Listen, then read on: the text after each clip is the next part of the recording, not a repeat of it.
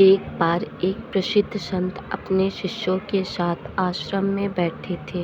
तभी एक धनी व्यापारी वहां आया और उसने संत के चरणों में एक चमकता हुआ सोने का सिक्का रख दिया।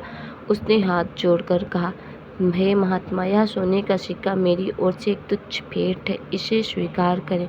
संत ने मुस्कुराते हुए सिक्के उठाए और अपने पास रखे एक थैले में डाल दिया। व्यापारी बहुत खुश हुआ और बोला, महाराज, आप इतने महान हो, मैंने अक्सर सुना है। संत ने बहुत ही संत भाव जवाब दिया, बेटा, तुमने बिल्कुल सही सुना। इसके सिक्के से भी मुझे कोई मोह नहीं है, लेकिन यह सिक्का कल तक मुझे आश्रम के बाहर मिले उस भिखारी को देना है जिसे इसकी सबसे ज़्यादा आवश्यकता हो।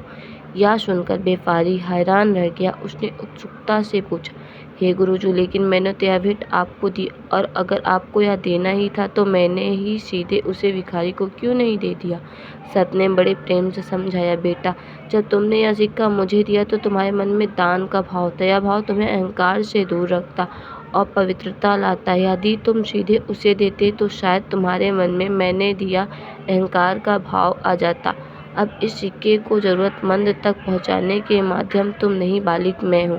व्यापारी को संत की बात समझ आ गई। उसने हाथ जोड़कर प्रणाम किया और समझ गया कि दान का सही अर्थ केवल वस्तु देना नहीं, बालिक निस्वार्थ प्रेम और अहंकार मुक्त भाव रखना है।